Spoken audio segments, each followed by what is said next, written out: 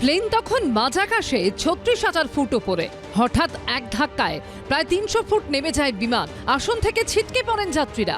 কোনো মতে পরিস্থিতির সামাল দেন কো পাইলট। সম্প্রতি অল্পের জন্য ভয়াবহ দুর্ঘটনা থেকে রক্ষা পেয়েছে এয়ার ইন্ডিয়ার AI2379 বিমান। আহত হয়েছেন ২০ জন যাত্রী ও ৪ জন বিমান কর্মী। কিন্তু কেন ঘটেছিল এই ঘটনা? তদন্তের সামনে আসা তথ্য চোখ কপালে তুলে দিয়েছে সকলের। অসামরিক বিমান পরিবহন মন্ত্রক সূত্রে খবর, গাঁজা খেয়ে বিমান চালাচ্ছিলেন পাইলট ইন কমান্ড। দ্বিতীয় মাদক পরীক্ষাতেও তিনি উত্তীর্ণ হতে পারেননি। ভয়ঙ্কর ঘটনাটি ঘটেছে গত ৪ তারিখ।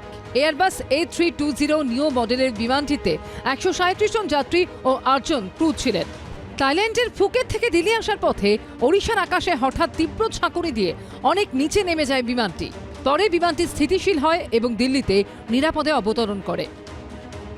এই মুহূর্তে আমাদের যে টেস্ট হয় প্রি ফ্লাইট টেস্ট, সেটা নর্মালি ব্রেথ অ্যানালাইজার টেস্ট হয়, অনলি অ্যালকোহল রিলেটেড ইস্যুস। একটু রেগুলার বেসিসে এয়ারপোর্টে ইনফ্রাস্ট্রাকচার নেই এখন পর্যন্ত। আর গভর্নমেন্ট যা রুল করে রেখেছে, এটা এয়ারলাইনরা ফলো করে, যে সবসময় ইয়ারলি 10% ওদের ড্রাগ টেস্ট হচ্ছে আর কি। তো বাট এভরিডে কিন্তু হচ্ছে না, বা each and every 2 drug test এই মুহূর্তে তো হচ্ছে না। ভয়ঙ্কর এই ঘটনার সামনে আসার পরই শোরগোল পড়ে যায়। অভিযোগের আঙুল ওঠে এয়ার ইন্ডিয়ার দিকে। এয়ার ইন্ডিয়া কর্তৃপক্ষ তাদের প্রাথমিক বিবৃতিতে এই ঘটনাকে ইন ফ্লাইট টার্বুলেন্স হিসেবে বর্ণনা করলেও পরে জানায় ঘটনার জন্য দায়ী হঠাৎ উচ্চতা কমে যাওয়া। কিন্তু টার্বুলেন্স যদি না হয় তাহলে সেই সময় কি ঘটেছিল, কি করে অতটা নিচে নেমে গেল বিমানটি, তা জানতে ঘটনার পর বিমানের 2 পাইলটের মাদক পরীক্ষা হয়। প্রথম পরীক্ষায় ব্যর্থ হন পাইলট ইন কমান্ড। দ্বিতীয়বার তাদের মাদক পরীক্ষা হলে তাতেও ফেল করেন অভিযুক্ত পাইলট। সূত্রের খবর, তদন্ত শেষ না হওয়া পর্যন্ত বসিয়ে দেওয়া হয়েছে 2 পাইলটকে।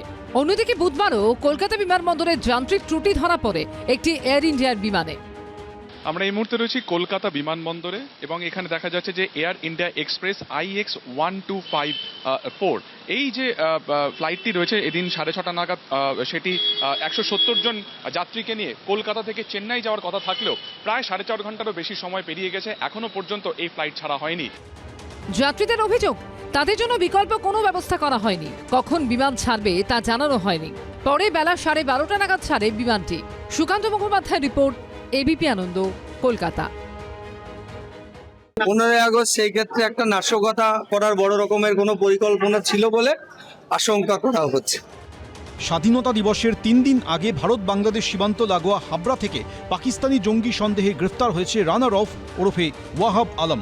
এবার তার বিরুদ্ধে সামনে আসছে মারাত্মক অভিযোগ। এসটিএফ সূত্রে খবর, ফোর্টুলিয়ামের ম্যাপ, ভিডিও, ছবি জোগাড় করে পাকিস্তানের গুপ্তচর সংস্থা ISI এর কাছে পাঠিয়েছিল সে। শুধু তাই নয়, বর্ডার সিকিউরিটি ফোর্স বা BSF এর মুভমেন্ট, ভারতীয় সেনাবাহিনীর গতিবিধি, ভারতীয় রেলওয়ের নেটওয়ার্ক, এগুলোতেও নজর রাখছিল সে। এ সংক্রান্ত ভিডিও এবং নথি জোগাড়ের দায়িত্বে ছিল পাক জঙ্গি সন্দেহে ধৃত রানার অফ। তবে কি নাশকতা বা অন্য কোনো চক্রান্তের পরিকল্পনা ছিল, উঠছে প্রশ্ন। এসটিএফ সূত্রে খবর, সন্দেহভাজন জঙ্গির মোবাইল ফোন থেকে মিলেছে পাকিস্তান, বাংলাদেশ, নেপাল, শ্রীলঙ্কার একাধিক মোবাইল নম্বর। সেই সব নম্বর থেকে চ্যাটও করা হয়েছিল। ধরা পড়ার আগে সেই চ্যাট ও নম্বর ডিলিট করে দেওয়া হয়। 2 জন পাকিস্তানি টেরোরিস্ট যারা দীর্ঘদিন ধরে ভারতের বুকে প্রবেশ করে কলকাতায় ঘাপটি মেরেছিল, এবং ওরা এই 12 তারিখে কলকাতা এবং তার আশেপাশে দক্ষিণেশ্বর বিভিন্ন সময় বিভিন্ন জায়গায় ছিল এবং বিভিন্ন ছত্রছায়ায় এরা ছিল। পাকিস্তানি যে ডকুমেন্ট আছে তার কিছু কিছু ডকুমেন্ট এরা ডিলিট করে দিয়েছে, মোবাইল ডাটা, কিছু কমিউনিকেশন, ঠিক আছে, বিভিন্ন চ্যাট, এইগুলো কিছু পাওয়া গেছে। এসটিএফ সূত্রে খবর, পাক জঙ্গি সন্দেহে ধৃত রানার অফের কাছ থেকে মিলেছে পাকিস্তানের পাসপোর্ট, এছাড়া একটি ভোটার কার্ড। এগুলো কন্টিনিউয়াস হতো, এটা সেফ প্যাসেজ ছিল বাংলাদেশ থেকে যাতায়াত করার।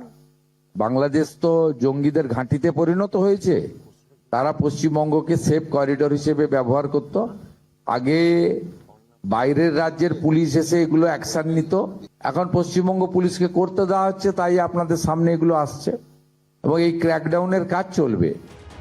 মঙ্গলবার রাতে হাওড়ার চোংদা মোড় থেকে ধরা পড়ে সন্দেহভাজন এই পাকিস্তানি জঙ্গি। এসটিএফ সূত্রে খবর, হাবড়া থেকে পেট্রাপোল বেনাপোল হয়ে বাংলাদেশ ঢুকে সেখান থেকে সোজা নেপালের কাঠমান্ডু যাওয়ার ছক ছিল পাক জঙ্গি সন্দেহে ধৃত রানার অফের। ধৃতকে 14 দিনের জন্য এসটিএফ এর হেফাজতে পাঠিয়েছে আদালত। সমীরণ পাল, আবির দত্ত, ঝিলম করঞ্জাই, এবিপি আনন্দ। এবিপি আনন্দ, এগিয়ে থাকে, এগিয়ে রাখে।